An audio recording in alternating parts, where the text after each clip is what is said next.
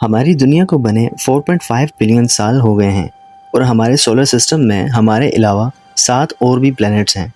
लेकिन ज़िंदगी की तख्लीक सिर्फ प्लैनेट अर्थ पर हुई। हमारी दुनिया का 71% हिस्सा पानी और 29% हिस्सा ज़मीन है। इस दुनिया की ख़ास बात यह है कि यहाँ ज़िंदगी ज़मीन तक ही महदूद नहीं है, बल्कि बहुत सारी स्पीशीज़ पानी के अंदर रहती हैं और उन्हीं स्पीशीज़ को डिस्कवर करने और समंदर के छिपे राजों को जानने के लिए बहुत सारे रिसर्चर्स सालों से इन चीज़ों पर रिसर्च करते आए हैं।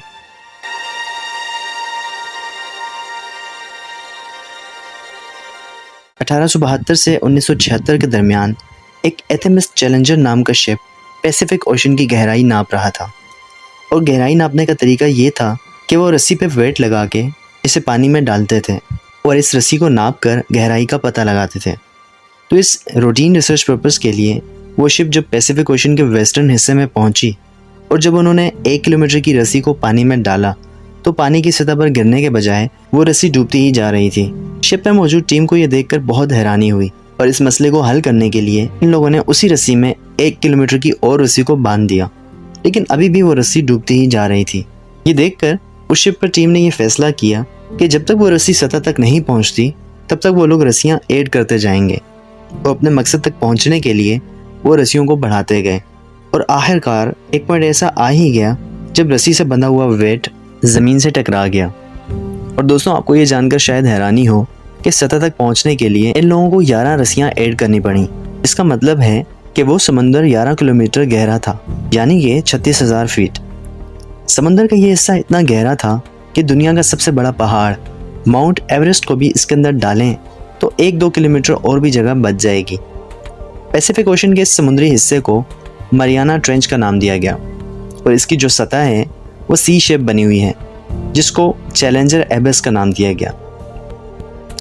23 जन 1960 मरियाना ट्रेंच की डिस्कवरी के 88 साल बाद एक अमेरिकन इंजीनियर जैकिस पिकार्ड ने मरियाना ट्रेंच की सतह पर जानने का फैसला किया और इस सफ़र में इसका साथ एक American naval lieutenant John wash ने दिया। लेकिन यहाँ सवाल ये पैदा होता है कि वो लोग सतह तक पहुँचेंगे कैसे, क्योंकि वहाँ एटमॉस्फेयर प्रेशर हमारी ज़मीन के मुकाबले 1072 गुना ज़्यादा है। तो इस मसले को हल करने के लिए जैकिस ने अपने फादर की 50s में बनाई हुई बैथीस्केप, जिसका नाम ट्राइस था, इसमें सफ़र करने का फ़ैसला किया, क्योंकि इस वक्त ट्राइस काफ़ी मजबूत और इनोवेटिव शिप था। तो जैकिस पिकार्ड और डॉन वॉश ने अपने सफ़र की शुरुआत काफ़ी अच्छे से की और धीरे धीरे वो समंदर की गहराई में जाते ही गए और सब कुछ काफ़ी सही ही लग रहा था और दोनों तकरीबन मारियाना ट्रेंच की सतह पर पहुंचने ही वाले थे कि तभी उन्हें कुछ ऑकवर्ड वेव्स महसूस हुई। और ये तब हुआ था जब वो समंदर में 32,000 फीट नीचे थे, यानी सतह से थोड़ा ही ऊपर। झटकों के साथ साथ उन्हें कुछ टूटने की भी आवाज़ सुनाई दे रही थी। इसी वक्त डॉन वॉश की नज़र शिप के दरवाजे पर पड़ी और इनकी शिप का जो ग्लास डोर था इस पर क्रैक्स आ रहे थे। तो अपनी जान बचाने के लिए इन दोनों ने वहाँ से वापस आने का फैसला किया और इस वजह से सतह पर जाने का ये इनका मिशन कामयाब ना हो सका। लेकिन मरियाना ट्रेंच की रिसर्च का सिलसिला यहीं पर ख़त्म नहीं हुआ था। 2012 में जेम्स कैमरॉन, जिसने टाइटैनिक मूवी डायरेक्ट की थी, मरियाना ट्रेंच में जाने का फैसला किया। इनका सफ़र एक highly advanced bathyscaphe Deep Sea Challenger में शुरू हुआ। ये शिप इतनी एडवांस थी कि इसमें रोबोटिक आर्म्स लगे हुए थे ताकि रिसर्च पर्पसेस के लिए वो पानी से कुछ चीज़ें उठा सकें। बट अनफॉर्चुनेटली इस बार भी वैसा ही हुआ जैसा 1960 में जैकिस पिकार्ड और डॉन वॉश के साथ हुआ था। समंदर के निचले हिस्से में एटमॉस्फेयर प्रेशर इतना ज़्यादा था कि इनके शिप्स के रोबोटिक आर्म्स वहीं टूट गए, जिसकी वजह से इनका ये रिसर्च मिशन भी फेल हो गया। पर इन सब के दौरान जेम्स कैमरॉन ने वहाँ पर एक 10 सेंटीमीटर बड़ा एक जायंट मोबा देखा और इस जायंट मोबा की खास बात ये थी कि ये सिर्फ एक सेल का बना हुआ था और इसको साइंटिस्ट ने सेनोफाइफोर्स का नाम दिया। अगर मरियाना ट्रेंच पर डिस्कवरीज की बात करें तो 1996 में एक जापानीज सबमर्सिबल शिप जिसका नाम काइको था, इसे समंदर की गहराई में भेजा गया और ये सबमर्सिबल अनमैन्ड था, यानी इसको चलाने के लिए किसी इंसान की ज़रूरत नहीं थी और इसे ऑफिस में बैठकर कहीं से भी ऑपरेट किया जा सकता था। और काइको पहला सबमर्सिबल था जो कि मरियाना ट्रेंच की सतह पर पहुंचा और वहां से इसने काफ़ी बैक्टीरियल स्पीशीज़ अपने साथ लीं।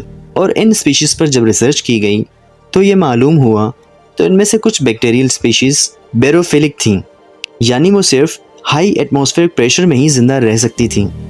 जब उन्हें ज़मीन पर लाया गया तो वो मर चुके थे मारियाना ट्रेंच की डिस्कवरी साइंटिस्ट के लिए काफ़ी हैरानकुन साबित हुई और रिसर्चर्स ने इस बात का भी अंदाज़ा लगाया है कि हमारी दुनिया में ना जाने और कितनी चीज़ें ऐसी हैं जो कि अभी तक डिस्कवर होना बाकी हैं।